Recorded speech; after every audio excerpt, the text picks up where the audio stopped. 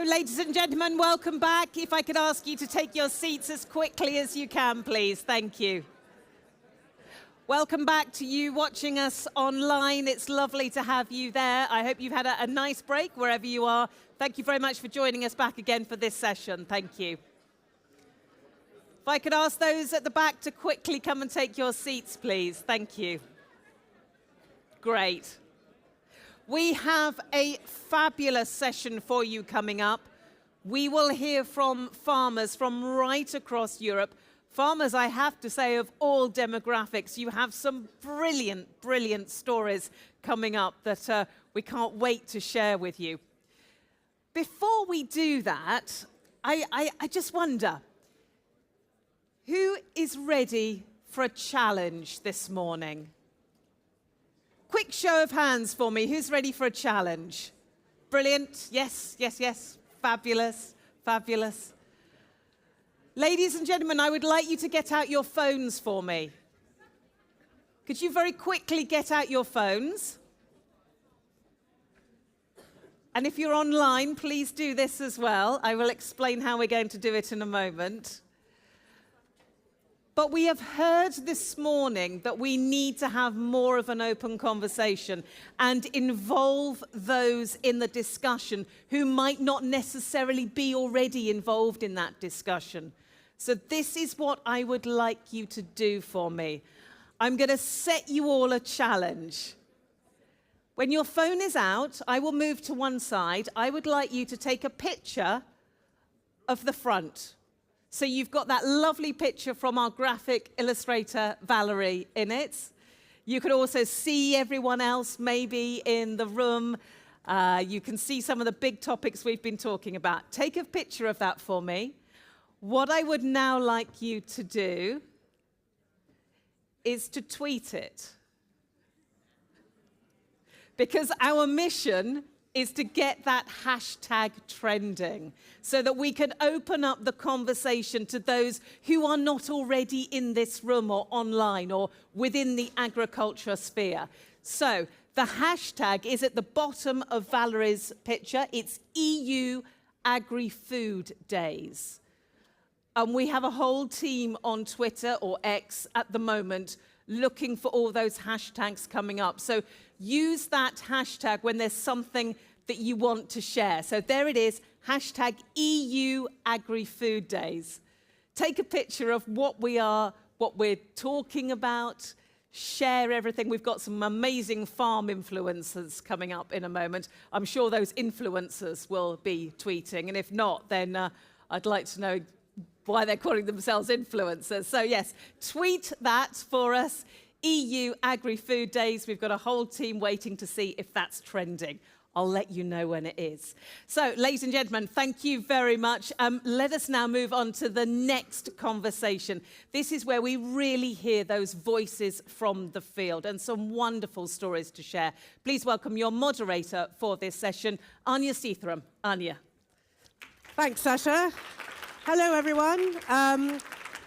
This is a really great session because we've heard from the policymakers. Now, in this farmer-focused session, we're going to hear real-world insights from farmers themselves.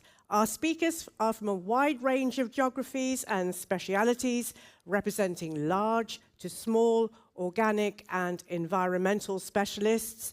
And as we've been hearing this morning, the farming community in Europe is very diverse. So we want to hear from this diverse group about their unique experiences in modern agriculture and how they are tackling those challenges. And our discussion is going to look at their strategies for navigating the green and digital transition and the evolution of farming, the impact of structural change, and their vision for its future. And do start sending your questions in on Slido.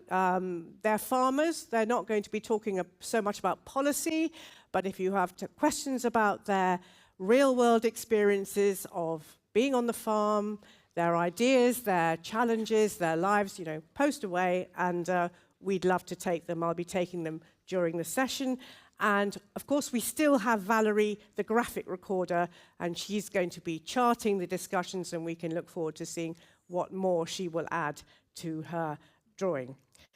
But first of all, we're going to hear, before our panel discussion, we're going to hear the personal perspectives of 3 farmers who are also influencers on social media. Please, could you come up to the stage? Their regular posts, come and take a seat. Their regular posts bring to their followers the daily challenges and I would also say joys of farming. And they're going to be talking in their mother tongues, German, Polish, and Czech. So we're going to hear first from Magdalena Esterhamer. She's a cattle farmer from the Austrian Tyrol and a farm fluencer. This is a word I'd never heard of before, but this is one for the dictionary this year, perhaps, a farm fluencer. And she has nearly 49,000 followers on Instagram. Magdalena, please do tell us a little about your life. Thank you.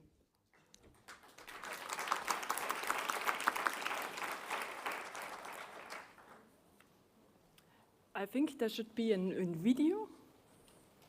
So first of all, I'd like to start with the video, and then I want to switch to my mother tongue and speak in German. Meine größte Überwindung, die Martersteig.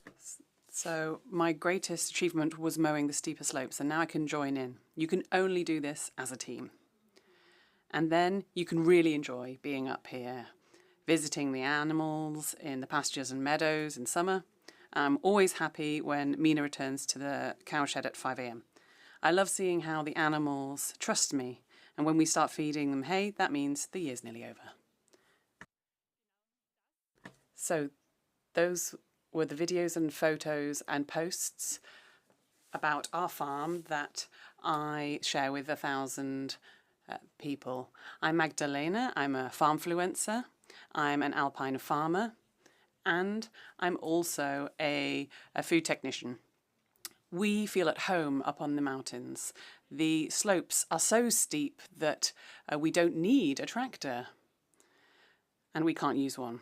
And it's a daily challenge managing these slopes. And those images are the ones that I want to share with the world to show how wonderful life is up in the mountains and how agriculture works for us. We are a specific form of farm, and that means that I have workers coming to us who look after our cows and harvest the milk. It's a sector where it's actually quite difficult to carry out PR work, but being a farmfluencer allows me to do this kind of PR work for our own farm. So what do I post about? For example, I show how we produce hay milk, which is a TSG since 2013, and since 2024 the traditional hay milk sector has also been registered as UNESCO World Heritage. In some of the images you'll have seen how time-consuming it is to produce and mow this type of hay, as we do. And we only have 12 cows, which makes us rather special. But every other day, the milk van goes over the mountains to collect the milk. With roughly over 220 farmers, we have formed a cooperative. And the greatest challenge is that our dairy cows roam freely and are in a combined form of grazing. That means in winter they aren't able to roam as freely, but in summer they graze on the pastures, whereas they can go much higher up, almost 2,500 meters up in the mountains. And it's a real challenge to ensure that they can roam and graze freely. And that is something that I also like to talk about. I like showing people how it works and making it possible for other people to really understand how we work up in the mountains. Social media has also allowed me to reach more people. And if we look at other farms, then you also get inspiration yourself through this network. Every year, the number of animals being having their grazing restricted is being reduced. However, farmers who do graze their animals in that way face significant challenges. With my social media presence, I see it as a voluntary work for a good cause within agriculture for all farmers. I see social media as a window to the world as well. It allows me to exchange with other people as well as showing how we do things. So why should I keep taking this time out of my day to connect with farmfluencers around the EU? Well, because that's how you see how diverse different farms are, the challenges that people face, and the opportunities that they have managed to make the most of. In our small alpine farm, we have our own specific challenges, but we also make our own contribution to ensuring food security. And we have 2 specific breeds of cow which we can promote and protect through the form of alpine farming that we do. On social media, we try to show the joy that I get from working in this type of workplace and farm, as well as promoting regional produce. Thank you for inviting me here to give you a little insight into alpine farming. Thank you very much, Magdalena. And some of those pictures really did look quite idyllic, so no wonder you talk about the joy, but I know there are also lots of challenges as well, so thank you so much. I'm also sitting next to Lydia Moraska, who is a beekeeper from Małopolska in Poland. Please do tell us about your social media posts and your life. Thank you. Good morning. Thank you for invitation. I will be speaking in my mother language. Who I am? Sorry. Kim jestem? So who am I? I am the first woman in Poland that has obtained a biocertificate for my own beehives, and I'm very proud of that. I have a farm and apiary, a number of beehives, whereas my husband has got an itinerant apiary, and together we've drafted the great encyclopedia of beekeeping. This is our common success. What I also wanted to say is that an important part of my activities as a farmer is the fact that I'm a leader of an operational api group. We've got 11 members, 11 farmers, 2 entrepreneurs, and a university, the University of Biology from Krakow. And what we focus on, we want to focus on the food market, on reducing the carbon footprint and reducing the value chains. So why have I chosen agriculture? I graduated from 2 different universities and I discovered, in fact, that bees are my biggest passion.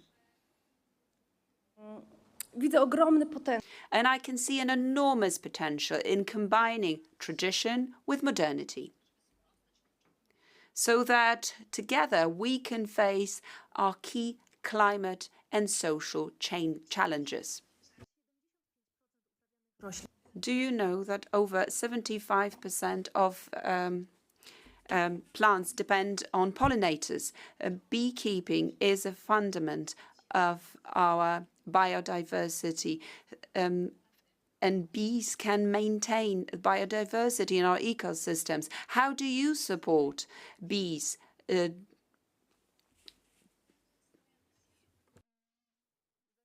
to pytanie chciałabym O coś was What is my mission, in fact? I wanted to ask you a question. If you close your eyes and you hear the word a farmer, who do you see? Who can you picture in your mind? Most of you have probably pictured a man, a middle-aged man, in wellies. Well, social media is my place, a place where I can fight stereotypes on an everyday basis to show that me, a woman, can have a profitable farm. It can be a woman who is a farmer. She can lead a profitable farm. She can lead an innovative farm. This year, I won a competition for the most innovative farm in Poland. This was a competition that was organized by regional farmers associations, and this for me is a gauge of success, that what I've accomplished has been taken into account, has been given a prize. And what I want to do is focus on innovation, sustainable production, short value chains, which in fact guarantee food security. redukcja szlaku węglowego. I also want to focus on reducing my carbon footprint. In one of the groups where I'm active, I'm not a leader of that one, we also have introduced some very interesting activities to increase the transparency of our production. And this is the first step on the way to obtaining a food passport. And I do hope that in the near future we will be able to encompass blockchain technology as well. This will be yet another asset for many of our customers. And why do I share what I do on social media? On TikTok, I have got over 60,000 followers, and what I post on TikTok is only of educational nature. I want to show my followers, my customers, why it is so important to buy local, to buy low-carbon products. And thanks to that, my brand is more recognizable, the brand of my farm. And this is how I win my customers over. I win their trust because I'm transparent. How would I want to impact my target group? First of all, I would like to reach the consumers, my customers, so that they were aware of how important local, low-emission products are important. As I said, bees are my great passion. That is why I share the joy, my fascination. I try to show people how important bees are for our biodiversity, for our security, to put it simply. The second group that I want to target are other farmers. And I know that many other farmers, many bee farmers also watch me on social media. And because I'm very innovative in agriculture, I want to show my followers that innovation means change. But this change does not to be a revolution. It can be a slow, softly paced evolution. And this could contribute not only to increasing my profit, the profit on my farm, but also have a positive impact on the environment. And the last target group that I want to reach are the politicians, the decision makers. I won't hide it from you, but this is the biggest difficulty, to reach them. By showing what I do, by showing the initiatives, the projects that I've been implementing, I try to convince them that these projects could have a knock-on effect on reaching the targets of the European Union, such as climate neutrality and improving the position of farmers in the value chains. So, very briefly, in conclusions, I want to serve as an example that investing in innovation, in sustainability can change the face of agriculture, not only in Poland, but also in the entire Europe. Thank you.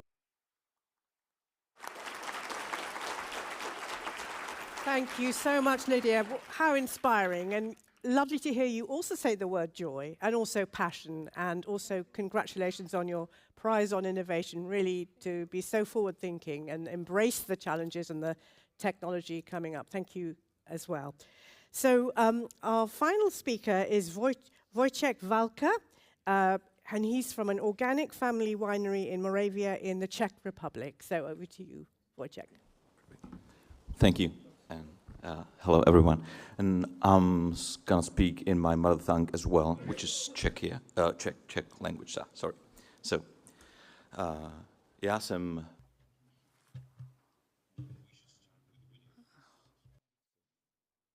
Jak se vyrábí How is orange wine made? Don't you need ripe oranges for that?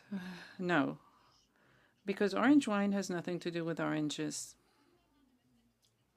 We've both got palava in our glass. The only difference is how long the must has been in contact with the skins, because all varieties in the world have their coloring agent in the skins.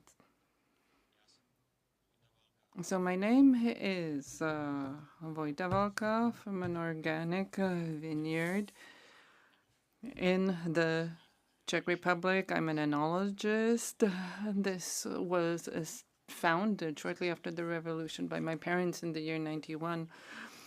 They experienced communism and collective farming, extreme abuse of our natural habitats, a lot of use of chemical products, and we found out that this is not the right way to do it. They also had two other sons, my two older brothers, who don't want to focus on winemaking, and I didn't want to lose 30 years of wine tradition. And from the very beginning, because my parents had this experience from the past, they decided to go via the organic route. We were one of the first organically certified vineyards in the Czech Republic. Apart from that, we do a lot of other work. We create our own composts, we work on the landscape, or we leave a large part of our land also untouched. That's the way that nature would like it. We need variety, not monoculture. Any monoculture, including vineyards, is wrong. We need a very colorful landscape. And thanks to that variety, will the land be far more resilient towards erosion and all the extreme climatic changes that we've all experienced over the past years. We've tested this over time in our vineyards. They've become a lot more resilient over the past few years. Of course, this is something that you have to focus on in the long run. The farms that decide they will go down the organic route can be unprofitable in the short run. But we can't focus on what our shareholders want or on our results in the next quarter. We have to look forward towards the future generations. Nature wants a jungle. That's the nature of things. I've never seen 40 hectares with straight rows in nature with one crop. This is not how nature works. Nature must come first and foremost. We are an organic farm. We've been doing this for years. We're prosperous, profitable, and we are hiring people, and everything is working fine. But what is crucial is that we sell a final product, not a commodity. We sell wine, an experience, and a philosophy. We try to demonstrate to people that things like origin, sustainability, and variety in the landscape are extremely important. You should be interested in the origin of your carrot or your cow. This is something you should be interested in. We are predominantly a winemaker. We educate people. We try to explain to everyone that wine has not only everything to do with taste, but it has to do with all things surrounding it. Additives that needn't be often stated on the label, and I can't even believe that this is possible. You know, let's not be selfish. Let's think beyond our lifespan. Let's look at the balance of what nature wants, a jungle, and what we want as consumers. We only have one nature. Let us not destroy it. Nature can do without us, but we can't do without nature. Thank you. Thank you very much. Thank you very much, Wojciech, and really sort of stressing your environmental stewardship and how you've turned round sort of very old-fashioned farming methods into something very sustainable and that's making you a profit. And also, I do like orange wine, but that's that's by the by. So thank you to all three of you for showing your lived experiences, the custodians of the land. Thank you so much. Please take your seats.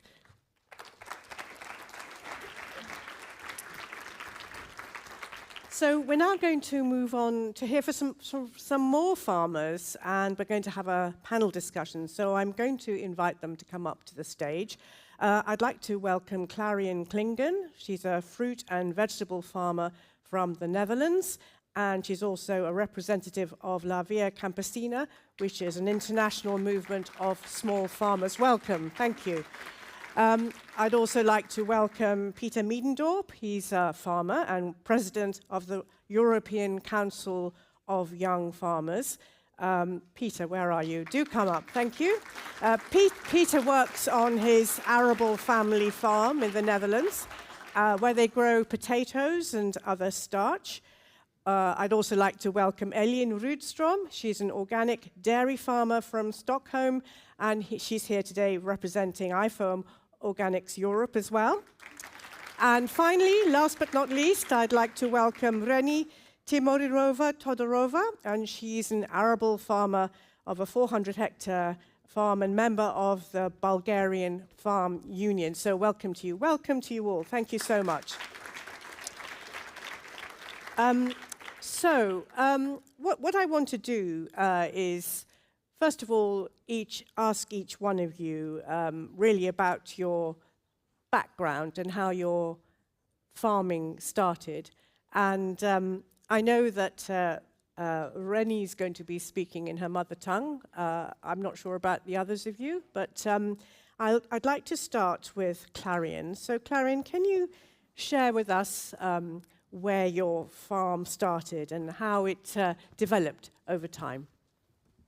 Yes, does this work? Okay, cool. I take off my ear thing. Yes, thank you, Anja, for the invitation. Yes, so I represent EasyVisi, the European-wide organization of small and medium-scale farmers and farm workers, which defend food sovereignty. Today, we talk about the future of farming. The question is, do we want less or do we want more farmers? On my agroecological farm, we work with 2 people on 1 hectare, where we produce food for 150 consumers with 90 different types of vegetables. Maria and I, we prepare beds, we seed, we weed, we apply compost, we plant, we weed again. And then we send a message to the consumers to inform them which crops are ready for harvest. Then they come to the farm to harvest what they need. For this, they pay an annual contribution based on their financial possibilities. So poorer people, they pay less, and richer people, they pay more. And this way, we as farmers, we earn 20 euros for every hour that we work. Apart from vegetables, we produce clean drinking water, we sequester carbon in the soil, and we facilitate biodiversity. The living soil is our partner. This is nice. It's wonderful to be able to build our own farming landscape. No industrial multinational is in between us and the harvesters. Nobody is making money on our work. Now this is food sovereignty. We, together with our community, we decide how we produce and how we make room for biodiversity. We need more farmers. Today, around 1,000 farms disappear daily. I checked and it's Europe. 1,000 farmers disappear daily in Europe. I couldn't believe it, so I had to check this number. And almost half of European farmers are set to retire in the next decade. So this is very worrisome, right? So what to do? Like all farmers, we are deeply concerned about the EU and Mercosur Free Trade Agreement.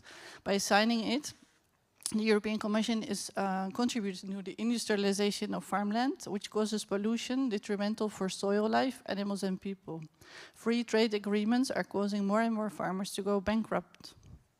We welcome that the new commissioner focuses on a plan for generational renewal. But without fair prices and access to land, such efforts will fail. Food does have a price. Food should never be sold below production costs. It is impossible for farmers to make a living that way. Land should be accessible for young and aspiring farmers, as we heard today. The Land Directive needs to focus on this. We need a new CAP to put fair prices for farmers, market regulation at the center. Climate-resilient farming can only be achieved with fair farm gate prices. Food sovereignty, fairness and sustainability need to be at the heart of the new CAP. As small and medium-scale farmers of the European coordination of La Via Campesina, we will continue to speak out about this. Do we want less farmers? No, we want more farmers. More farmers, better food. Thank you. Thank you, Clarion, for reminding us that food has a price and that you want more farmers. I'd like to now go to Peter Miedendorp. Peter, you're president of the Young Farmers, as well as being a farmer yourself. Tell us a little about your background and how you're moving with innovation and technology, how that's shaping your farm. Yes, thank you very much for having me here. I have an arable farm in the northern part of the Netherlands, together with my parents and brother. We grow starch potatoes, onions, hemp, sugar beets, and corn. When my parents started the farm, when my father started the farm, he really had the opportunity to start because of the framework of, amongst others, the Common Agricultural Policy. Starch was one of the products that was helped a lot through the Common Agricultural Policy, and our government had a policy of stayers and keepers, making sure that the stayers, the young farmers that want to continue farming, have the opportunity to do so, and offering opportunities for farmers that want to retire, that they actually can retire and not sticking to the farmers where actually young farmers want to go. I was asked to select also a couple of pictures, and these 3 pictures represent also a bit the priorities of CISA. First of all, on the right, my right, is the access to innovation. Farms are getting more innovative because we have to be. Prices are being pressured, and innovation can make us both become more competitive and deal with the challenges of the future. So the climate change, climate resilience, climate adaptation. But for that, we need the access to innovation. We need to get access to credit, the ability to go to a bank to get a loan. Therefore, we're also extremely happy with the European Investment Loan Package. But it's very difficult for young farmers to get a loan package. In the middle, you see a machine we had to hire for the harvest last year, because there was falling so much rain. From July until January, we only had rain and rain and rain, which underlines for us really the fact that we need better crisis management and better climate adaptation at European level as a European priority. We see it more and more coming because of climate change, because of market measures, and we need better ability for farmers to deal with these challenges, both through the Common Agricultural Policy, but also through the Common Market Organization, giving farmers better access to the crisis tools that are available, because a lot of the time these crisis tools still have to be politically triggered, and this cannot be the case. They have to be triggered automatically, and be triggered as soon as possible. We cannot afford all this time. And then lastly, it's a new crop on my farm. It's hemp. Also a bit typical for a Dutch farmer, I think. It's a carbon crop. It's also an eco scheme. It's something new. We try to really combine competitiveness as selling this crop on the market and sustainability as growing something that is also in line with our sustainability ambitions. How is the hemp going? How is that? It's not a picture of yesterday. It is now. I hope it's now being processed. But it's doing all right. But it can only be there because we get the support of the eco schemes, and it's a supported crop. An advantage of it as well is that it's a resting crop, but we do have some problems with nematodes when we grow it. So I would like to say it's all fantastic, but every sustainability aspect also has its trade-offs and its pros and its cons, and that's very important to keep in mind. Thank you very much, Peter. I'd like to move on now to Elin Rudström.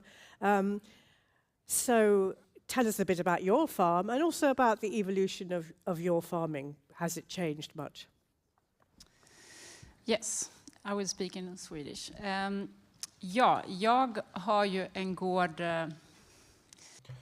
So,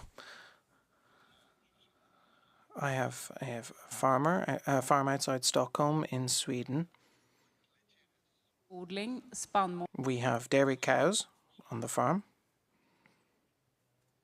I med att vi bor så nära en stad så är vi liksom en...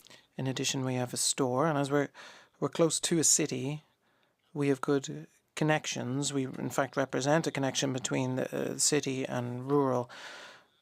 We have school children who come to visit the farm because we want to raise awareness about the farm and rural life, and also serve as inspiration for young farmers. That's one of our main aims too. My parents took ownership of the farm initially. Och de har verkligen visat att det funkar. And I'm very grateful that they did. Because they introduced cutting-edge methodologies. Now, as for me taking ownership of the farm, well, that wasn't straightforward. Ihop till andra gårdar för att det skulle bli större. Annan mark skulle There was a need to build and really to transform the farm once I took ownership. And what I wanted was to really ensure that the farm kept its traditions, kept its roots. Although some changes had to take place vis-a-vis my parents' generation. So on the farm we produce milk, and that was the case in the past too, but we also produce other products, and we have more contact now with consumers. We've broadened the range of crops cultivated on the farm, and that of course gives rise to having more security then too.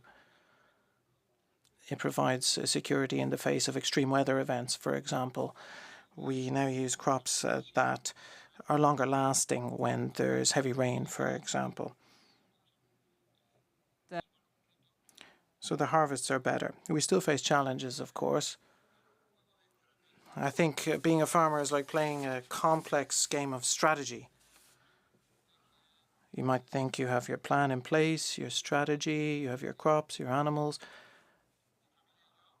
But then you have to put all that together to ensure that your family can live well. And you have to ensure that at the end of the year, you have met your goals under that strategy. The best thing to do is to use local resources. That strengthens the work of the farm vis-a-vis crises, even war. So what's vital is to have, as part of your strategy, that local connection piece. It's like a card game too. You have to be able to roll with that, the developments that happen, such as price increases in energy inputs. You must have your strategy in place, and you need to be able to adapt it and learn. Now here you have a photo of my daughter also, and I was with the cow that you can see on the screen in the photo. This was part of a campaign that we launched for fresh milk and organic products as a whole. And as we've already heard, we need to change people's mindset around what a farmer is. There are different types of farmers, different types of farms, and these campaigns can help to raise awareness about the fact that there's a new image of farmers now and their relationship with the land. Thank you. Thank you so much. I think what comes out of that is the fact that farmers have to be so strategic and adaptable and resilient, because I think we've heard you all talking about the weather and having to adapt to very changeable weather. I mean, we know that farmers often complain about the weather, but it really is changing. It's becoming so extreme that you have to adapt. So thank you. And of course, you also echoed what Clarion had been talking about, using other local producers to get your supplies from. So thank you for that. We're going to move on to our last speaker for the moment. This is Reni. And Reni's from Bulgaria. And also, tell us a little about your farm, about the evolution of it, and about any innovation that you might be doing. Здравейте. Много се радвам. Yes, hello. I'm very happy to be here with you. I'm Reni Tudorova from Bulgaria. I'm a Bulgarian farmer. We started in 2015. In 2016, I got my degree in rural economy and agronomy. I'm an expert in plant protection. And it is a way of life, really, farming. I've always lived on the land. My grandfather was an agronomer. My father is a farmer, and the entire family has been into farming forever. Ever since I was young myself. Now I have 3 children of my own, and I have always tried to develop sustainable farming so that my children could take over from me as I took over from my parents, so that this may live on. That farming may prosper in Europe, and food security as well. Of course, I rely on my family, and we try to strike the right balance between what the law requires, what the market requires, and the interest of our survival. We want to be useful. We want to take care of the environment, but also we must be able to sustain ourselves on the land. It is sometimes really difficult to comply with everything. You know, all of you here farmers know that you can cultivate the land, you can work the land when the climate allows you, when the land would allow you. It isn't a matter of your diary, of your calendar. In my country, there has been a lot of drought recently, and we're trying to address it in various ways. We opt for plant varieties of a shorter vegetative period. We use these resilient varieties to drought in particular, and introducing new technologies to also take care of the environment. I have software and machinery that scans the soil and the plants, allowing me to intervene less with, say, pesticides or herbicides. I can also reduce the fertilizer I use based on this software analysis. And this also helps me. I mean, I do rely on various information tools to understand why the European Union requires what it does, and when it does, you know, the deadlines and all these measures. I'm trying to really make sense of it all. Thank you. Adapting. Thank you so much.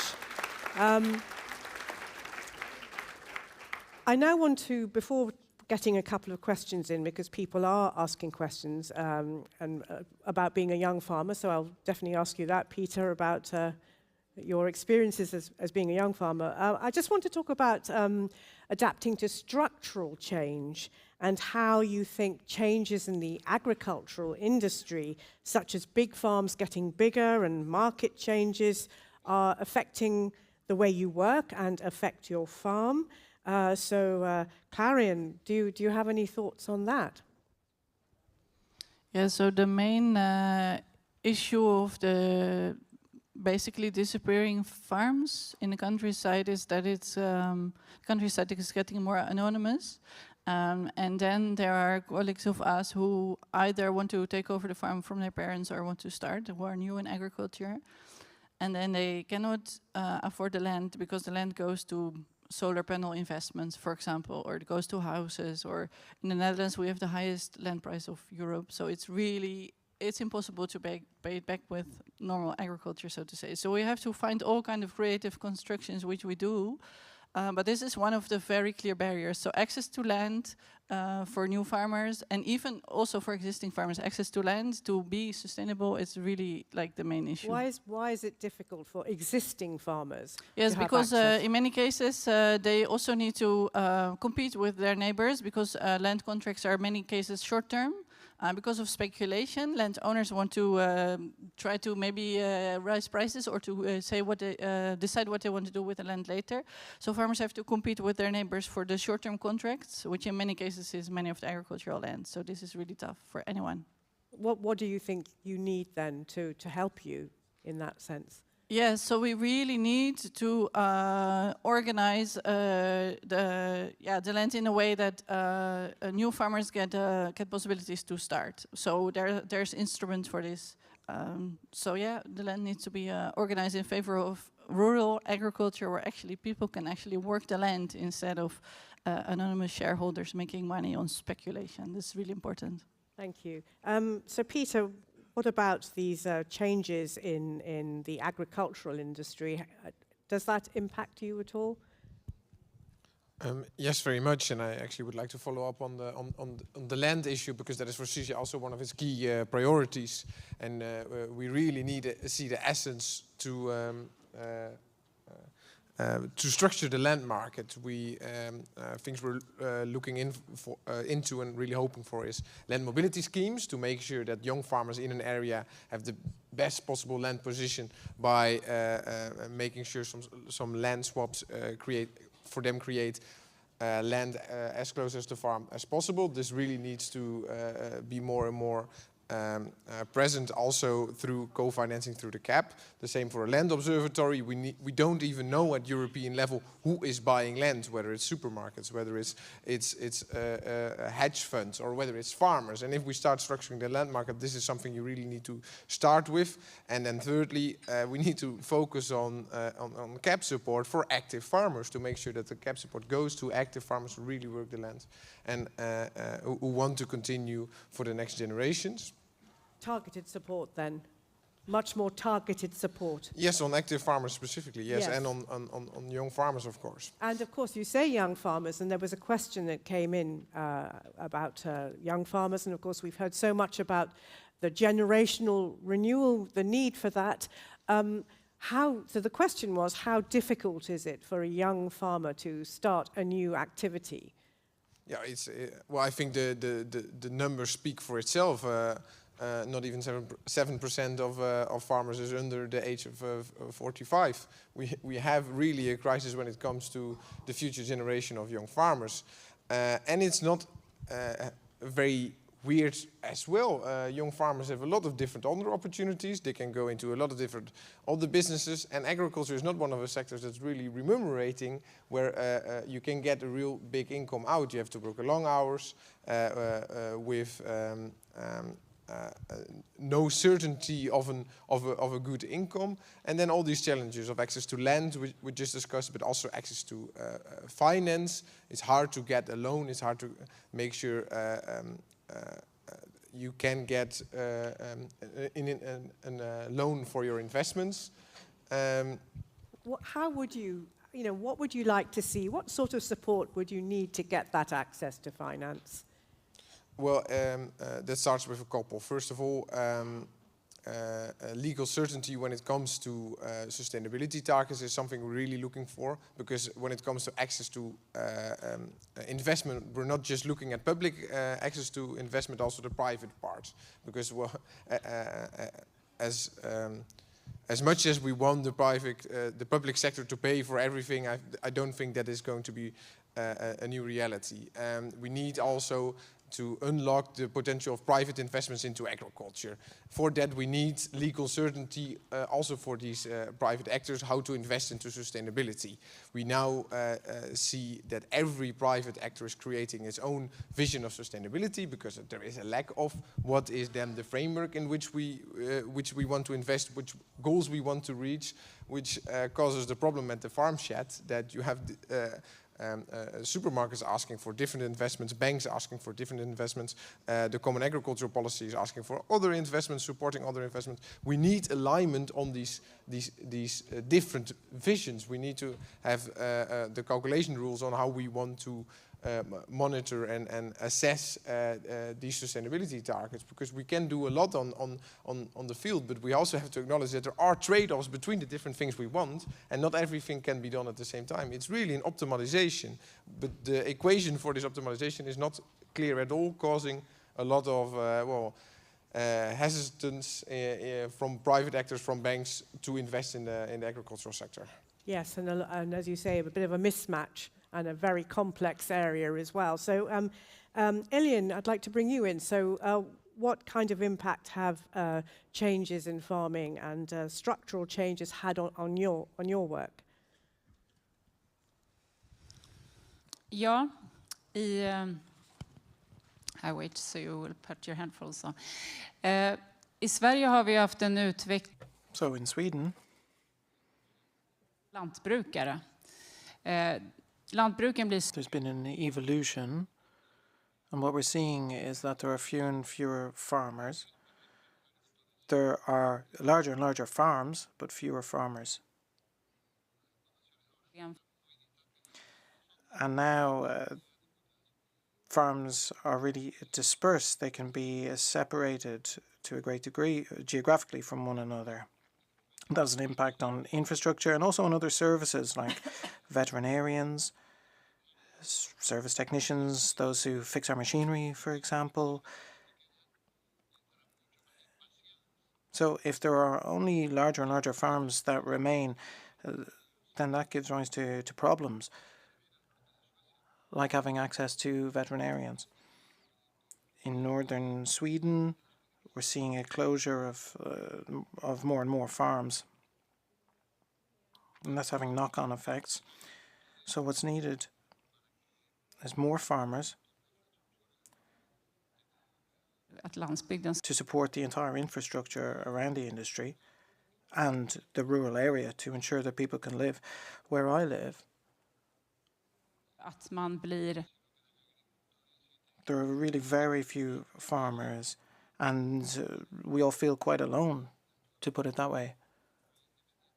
We work independently.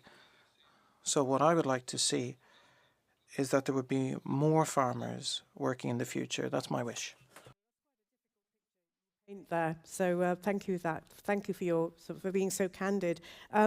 I'd like to ask Remy the same question, but also really also to talk about the strategies you're using to adapt your farm to the increasing complexity we've been hearing about. Well, look, I'm trying to address the biggest challenge of them all that I'm facing, and as I said, today, and especially in my country, in Bulgaria, it is the lack of rain. It doesn't rain. That's it. And no snow either. And that, let me tell you, creates a lot of trouble given the farming techniques that we've been using forever. And then for me and for others like me, another problem is the requirement of having more than 4 cultures, or instead of plants, varieties, or exactly 4 on the land. Last year, we cultivated maize, but the yields were very low because of low temperature and low rain and a lot of toxins, therefore, in the final product. So small yield and almost impossible to sell. And we cannot opt for something else. Like, then we opt for rapeseed, and it just doesn't grow in time or goes dry because of the drought.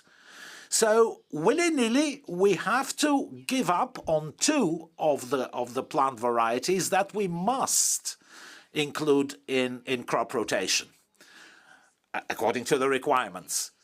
And we try our best. We kind of subdivide the arable land we have so that it's like a jigsaw puzzle, and you kind of juggle with the requirements. And even if you comply with the requirements, what you end up with is something that you can't sell because the market doesn't want it.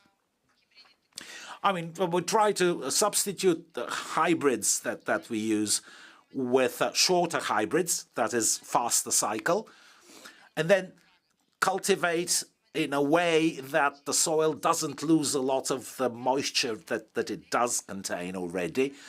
And I try to comply with the deadlines and everything, but they must show us some flexibility as well, because we can go out and till and sow and harvest when the weather allows it, not when, a bureaucrat wants us to. Well, considering that in my country, farming is a main source of livelihood. You say you feel lonely in the north of Sweden. No, we're not lonely in my country at all. There's quite a lot of us. And everywhere in the country, we've got family farms. It's all a community. I mean, the extended family takes part, and everybody does their best to make sure that the farm survives and grows. So my personal mission in life is to make sure that we stick it out. Thank you.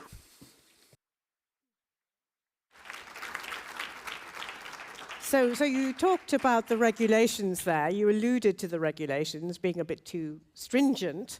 But what could be done? Because, after all, the regulations are there for a purpose. Of course. Well, yes, of course. I'm not against regulations. I am personally convinced that all these new measures will eventually result in something good, in a bright future. I do not doubt the good intention of everybody who is involved in the agri sector. It is a common mission of ours to produce high quality and a sufficient quantity food so that Europe can be sovereign and self-sufficient. The problem, however, for me is that they prefer to penalize us rather than incentivize us. The best road to a more sustainable agriculture is through incentives and information. Everybody who is into farming needs to know more, needs to be explained why what they are required to do is a must. We definitely experience a lack of information. And another thing, insecticides, fungicides, herbicides, they keep banning them one after the other. Okay, you ban this, give us an alternative, because how are we going to survive? I mean, you have these pesticides that are bad for the environment for some reason or another. And okay, so I stop using them, and I'm overwhelmed with pests that I cannot fight mechanically. I need to attack them by chemicals. Okay, regulated chemicals by all means. And if the expert tells you that you cannot use this, that you must use that, fine. But we need to be given an alternative. And in the end, it has to be all in the name of high quality, health and safety, because otherwise we have unregulated imports of pesticides, for example, that nobody knows anything about. What do you think? Yes, thank you, Anja. I completely feel about the difficulties of farming in the in the climate crisis. Basically, it's really not easy, and I also completely understand that then regulations are even more stopping you from making your own choices. On the other hand, I feel that all the efforts of making the regulations more suitable for, in this case, an arable farmer in a harsh environment, all those efforts will be a waste of energy as long as prices are not good for farmers, as long as we keep imagining that Europe should be competing with the whole world and that free market is going to help us. No, the prices need to be at least over the costs of production. Otherwise, it's every effort is a waste of energy and of our work. So that's like sort of the minimum that we should organize. The prices should be guaranteed and it can never be below cost price. So before I bring you in, there is actually a question that's come in which you could perhaps answer as well as commenting. So Clarin and Ellen, do you think you are paid decently for the products, and are you making a decent living? So Clarin and Ellen next. Well, so Maria and me, we organized our farm so that we can decide.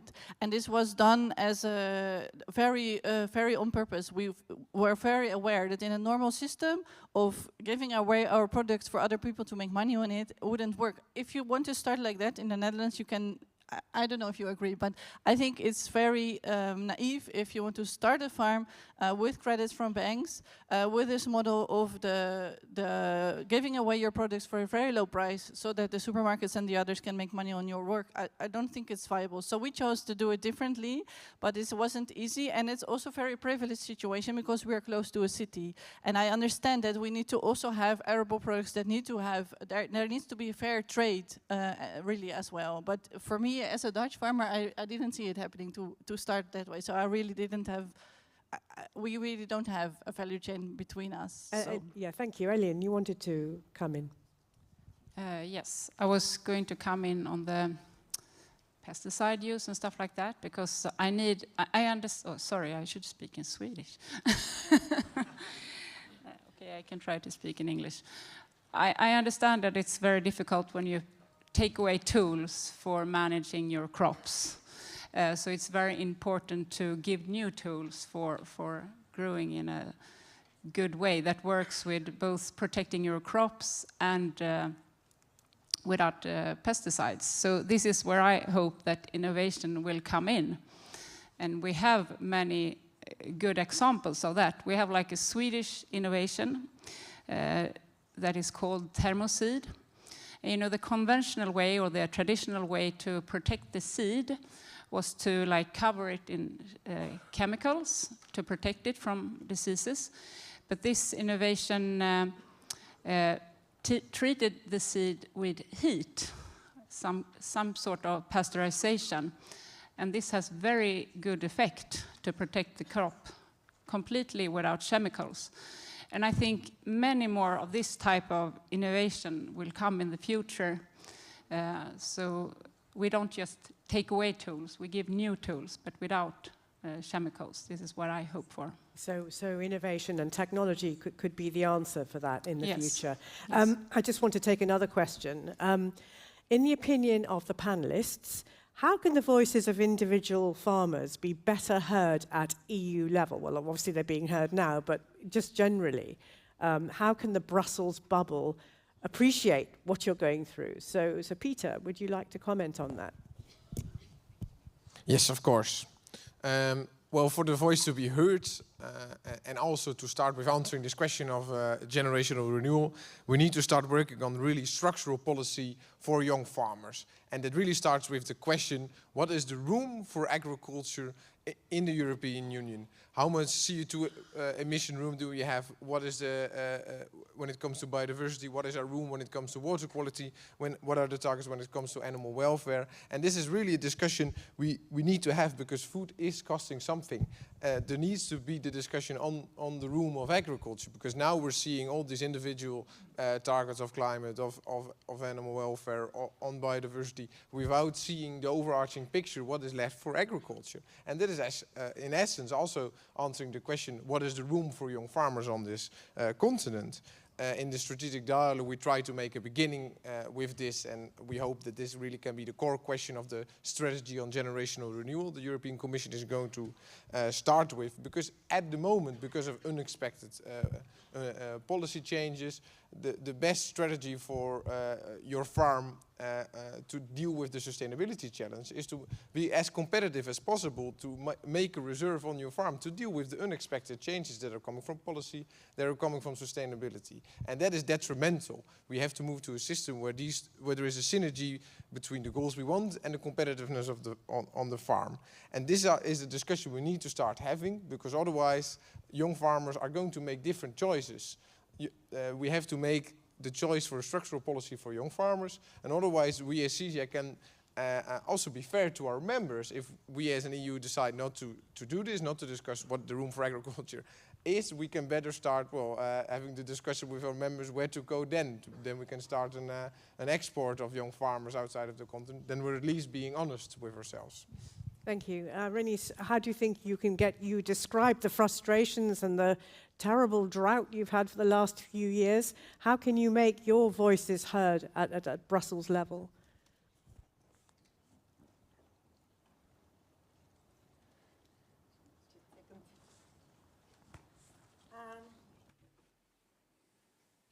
It's one.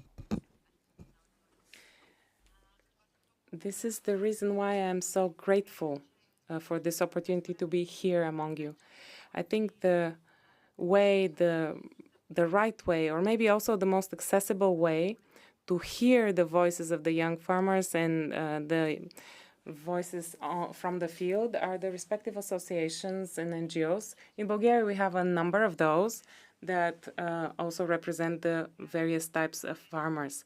But what I truly want to believe in, that what we need to do for the future of our sector as a whole, is that all farmers, no matter what their area, agriculture, animal breeding, beekeeping, or most of us who produce different kind of grain cultures, in order to preserve agriculture, to make it sustainable, to be useful for ourselves, for our children, for our future, we need to fight together, right next to each other, not to fight amongst us, but to fight together, to reach our hands and fight for one another and for our common future, so that we can reach all the goals that we set.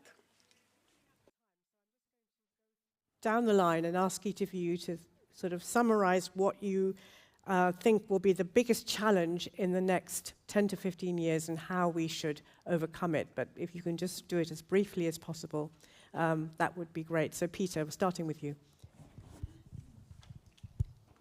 Yes, thank you very much. So the biggest challenge when it comes to agriculture in the future is access to finance, access to land, and access to knowledge. These three pillars are really important for young farmers to be able to make the choice to take over farms, to start new farms. Thank you. And Clarion. Yes, I agree with Peter about saying that the dialogue about the space for agriculture should be opened. I agree with that, but we should really also keep in mind that it's a societal question, right? It's not only us as entrepreneurs who want to make money. No, we produce food for you to eat. So it's a common question. We are all concerned about the future of agriculture, and yes, we should work on it together, farmers, but also others. We should really think on the future and make an integral. What was your name? An entire overall. We should. Not look at the individual segments of environment, biodiversity and legislation. It should be really about food production in total. Yeah, the discussion, what is the room for agriculture? Integral vision, not separated. Oh, interesting. Thank you, Elian. Yes, I agree that the land issue is a very big issue, and to get new farmers. So I think this is one of the most important questions. But also, I think a lot about like peace and democracy, looking about on the world right now. So farmers also has to be very involved in decision making, so you don't make the wrong decisions for us who are working on the field. So democracy in all steps. It's very important. Thank you. Yeah. And Rini. Thank you. За мен смятам, че I think the greatest challenge, again, I will say it, is the climate change. And especially for our country, the logistics network is quite the challenge, as well as the payments at the ports. And so I hope we can also offer our products on the European market in an easier fashion. In the future, we will try to fight in the way that is possible for us. For me, the greatest challenge is climate change, and I hope that the logging that we also see on the territory of my country will also stop, as well as planting new trees will bring a lot of benefits in terms of environment, and they will also contribute to better climate.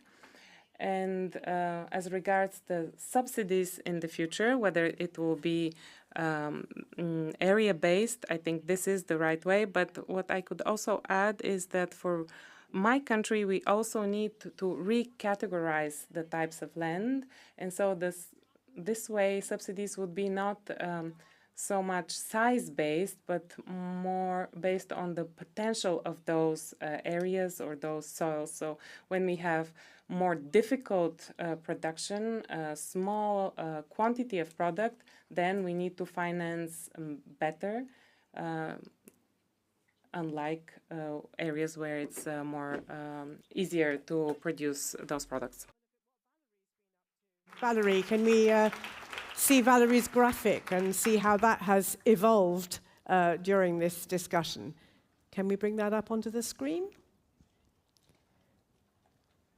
Oh, there we are. So obstacles for young farmers, navigating complexity, involve us in the decision. That's still there, and food has a price. Thank you so much, and I'd like to thank our panelists very much for your insights and your thoughtful contributions, and also to our farmfluencers for their very inspiring opening and how they're using social media to bring farming to the wider world.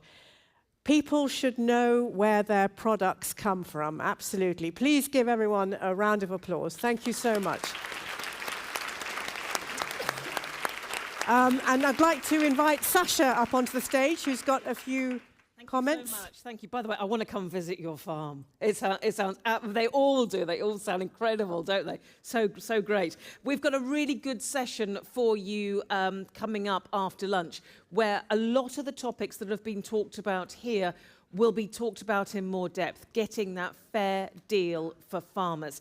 Incidentally, it's now the lunch break. Are you all happy if people want to approach you for further conversations? Fabulous, because this is all about networking and getting to know people and visiting the stands as well. You'll be very pleased to know that we have one of the stands devoted now to the EU Agricultural Outlook. The colleagues there are talking more about the report, but specifically on meat, dairy and arable crops. Plus, we have the Fair Food Chain stand available for you now as well.